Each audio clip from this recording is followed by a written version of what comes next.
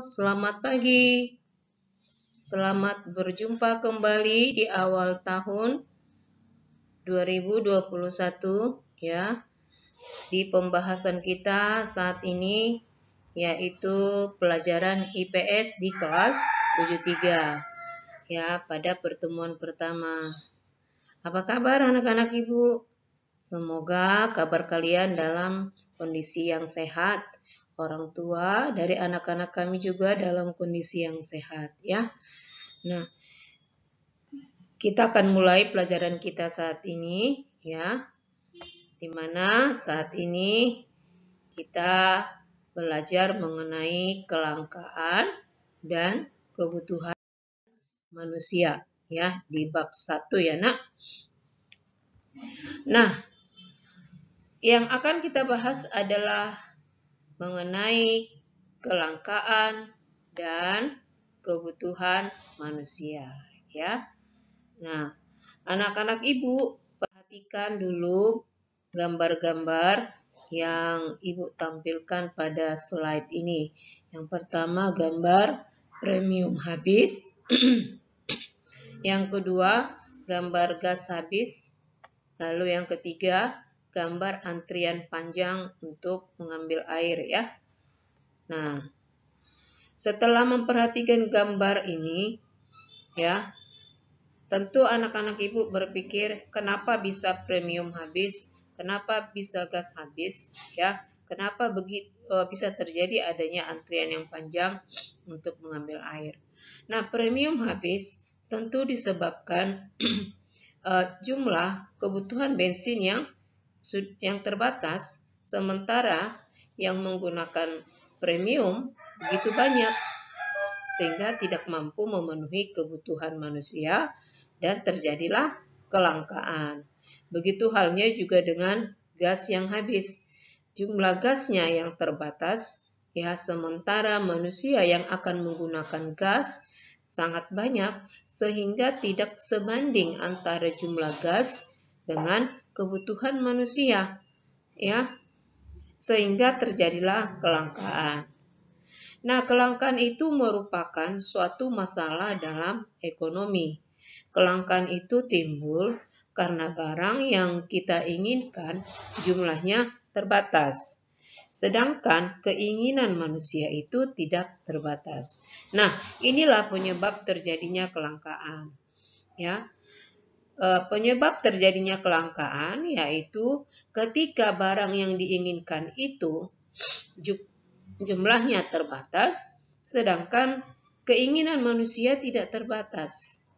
Berbanding terbalik kan? Nah, itulah ya anak-anak Ibu penyebab kelangkaan.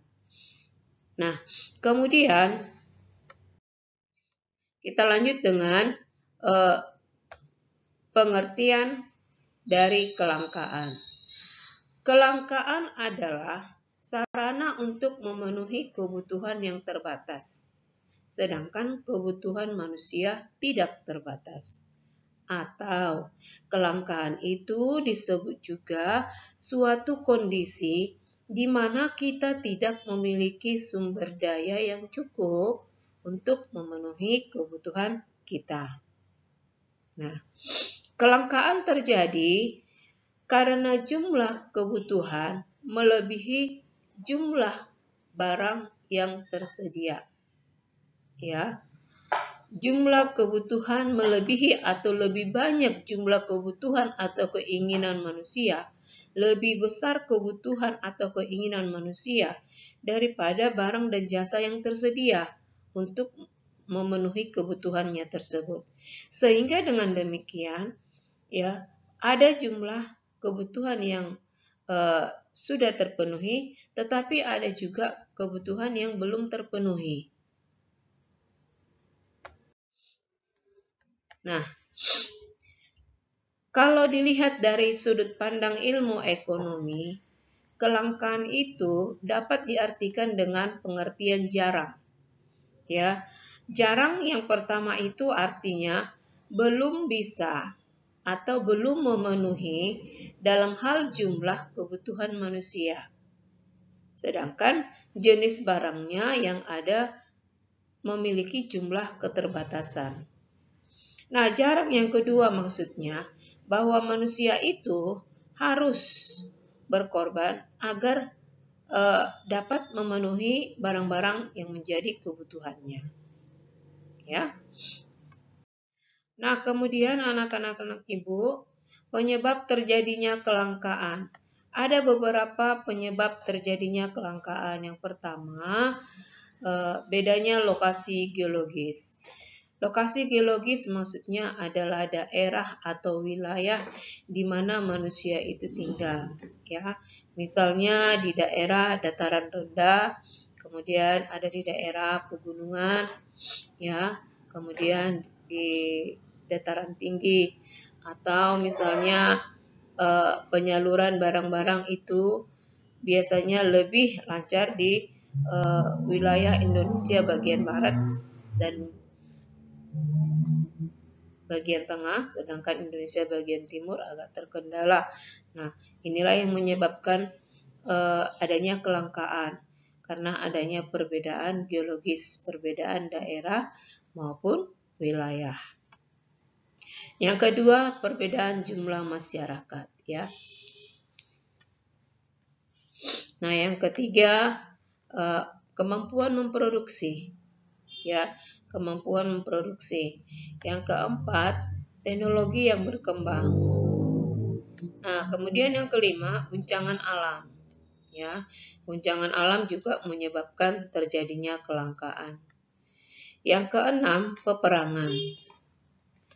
Kemudian yang ketujuh, keterbatasan sumber daya alam, ya. Nah, yang kedelapan, sifat serakah manusia itu sendiri, ya, yang tidak pernah puas.